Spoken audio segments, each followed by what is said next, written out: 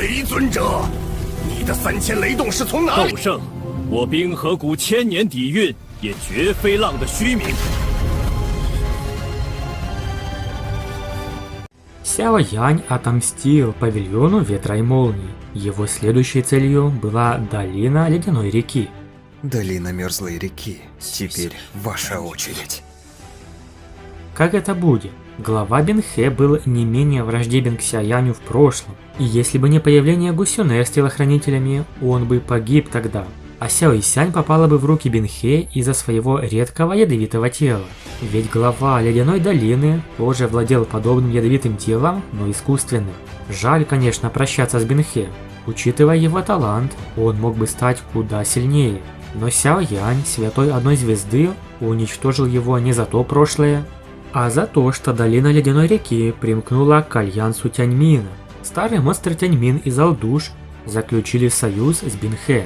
В этом видео мы рассмотрим месть Сяо Яня, а также продолжим ролик про алхимический поединок и пилюлю 9 ранга. После того, как Сяо Янь закончил месть павильону ветра и молний и одним ударом растворил главу Лэя, вместе с Яо Лао он возглавил группу могущественных экспертов. Сяо Янь парил над Ледяной долиной. Главе Бинхэ тут же доложили о вторжении сильных экспертов, но больше всего его поразило присутствие святого одной звезды и мнимого святого высокого уровня. Это были Сяо Янь и Яо Лао. Вдвоем их силы было достаточно, чтобы смести с лица земли долину Ледяной реки. К этому времени Бинхэ стал намного сильнее почтенного воина 4 звезд, как при их прошлой встрече, приближаясь к 5-й и 6-й звезде. Но что это могло значить перед лицом истинного святого? Бинхэ обратился к Сяо Яню. «Сяо Янь, я заключил союз и установил хорошие отношения между долиной и залом душ. Разве ты посмеешь разрушить мою ледяную долину? Дворец душ тебя точно не отпустит». В воздухе царило напряжение. Бинхэ был в страхе и потрясен могуществом прибывших экспертов из павильона падающей звезды.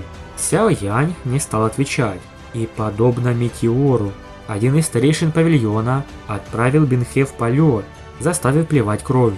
Его избил до крови могучий эксперт с павильона падающей звезды на уровне почтенного воина 9 звезд. Глава Бинхэ полетел вверх тормашками. Глядя на Сяо Яня отчаянным взглядом, он гневно взревел. Но Сяо Янь равнодушно ответил: «Зал душ, мои счеты и с ними. Это будет решено в будущем». Сяо Янь равнодушно посмотрел на главу Бинхэ. Когда он был в ячении, тот казался недостижимо сильным в его глазах. Одного взмаха руки было достаточно, чтобы сокрушить Сяо Янь, но теперь позиции обеих сторон кардинально поменялись. Сяо Янь был готов на обмен, полный обмен. Павильон падающей звезды, 28 учеников и старейшин, что погибли в тот день. Ты должен понять, что день расплаты придет. Сяо Янь слегка опустил голову, а затем медленно вытянул ладонь. Он нацелился точно в голову Бинхэ. Увидев мощную ауру Сяо Яня, шок возник на лице Бинхэ. Его глаза внезапно похолодели. Он не ожидал, что Сяо Янь начнет действовать. Бам! Это было похоже на жестокий удар. Из его рта хлынула свежая кровь. Пространство вокруг тела главы Бинхэ быстро изогнулось, непроизвольно затягивая его. Все еще старый способ бегства через пространство. В голосе Сяо Яня был намек на насмешку. Бинхэ действительно думал, что сумеет сбежать от Сяо Яня, который на уровне святого имел непревзойденный контроль пространства. Его ладонь все еще была согнута. Сжав ее, пространство сразу же развалилось полностью. Вдалеке внезапно сгустилось жалкое тело Бинхэ. Его плоть и кровь взорвались. Глава Ледяной долины даже не издал горестного крика. Его просто сжало в шарик мясного соуса. Сяо Янь медленно отвел ладонь, даже не взглянув на эту размытую массу. После гибели главы Бинхэ над Ледяной долиной воцарилась тишина. Мощная аура Сяо Яня постепенно рассеялась, но холод, исходящий от его присутствия, был куда страшнее.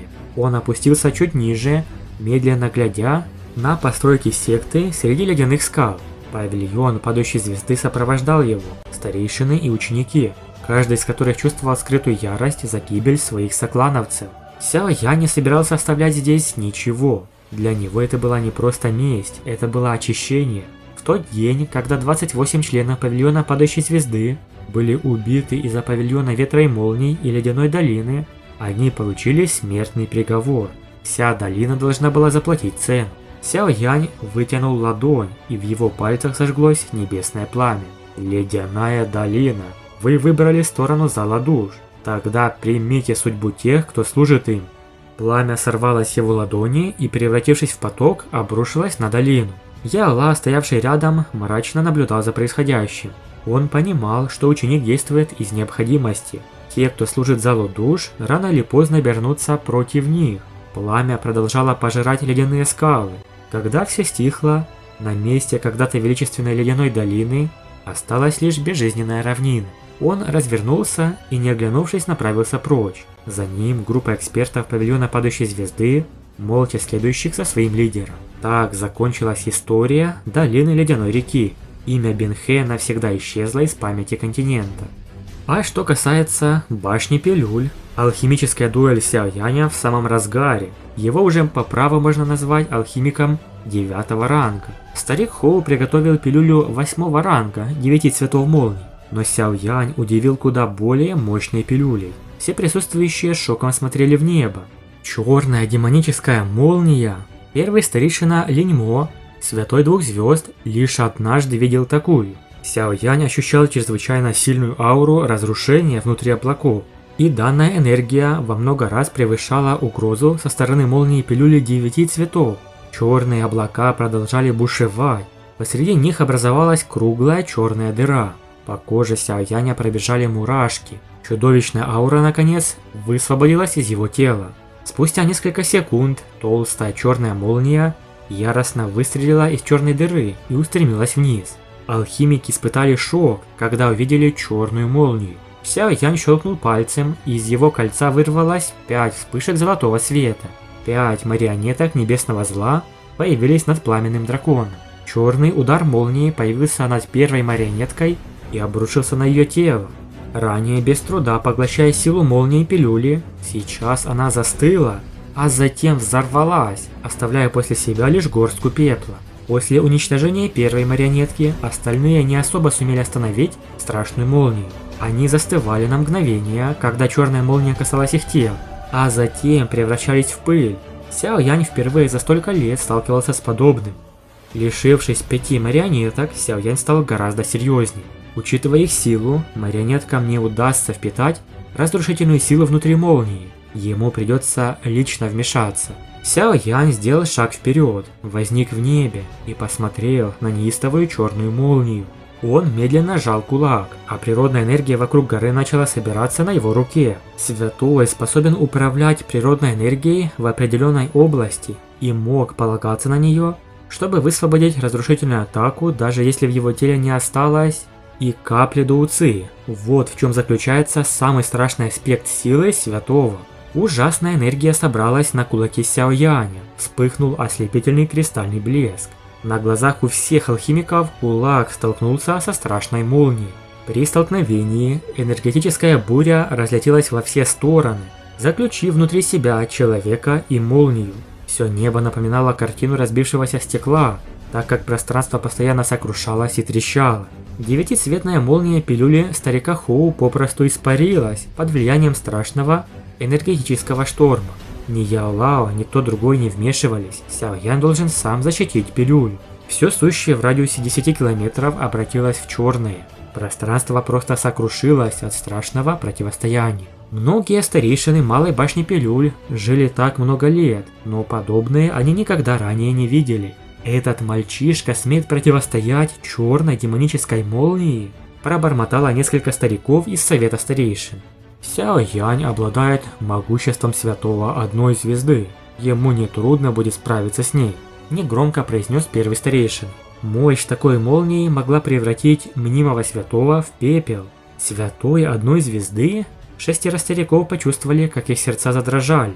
Хотя они уже оценили способности парня, но услышав подтверждение со стороны первого старейшины, они не смогли сразу прийти в себя. Они тренировались так много лет, чтобы прорваться на уровень мнимого святого, но Сяо Янь сумел их превзойти в таком молодом возрасте. Видимо, Сяо Янь одержит победу в избрании старейшин. Вздохнули они.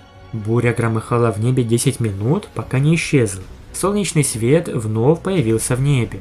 Все увидели парящего молодого человека. Страшная энергетическая буря не смогла причинить ему никакого вреда. Сяо Янь постепенно снял напряжение с тела, когда буря исчезла. Он сжал кулак, который к тому времени чувствовал онемение. Мощь черной демонической молнии несколько превзошла его ожидания. Его судьба ничем не отличалась бы от марионеток, если бы он не прорвался на уровень святого. Так эту молнию пилюли привлекла драгоценная пилюля 9 ранга? Она и впрямь могучая. Да, Сяо Янь поразил своей силой даже первого старейшину Малой башни пилюль. Большое спасибо за просмотр. Подписывайтесь на канал, ставьте лайк и всем пока.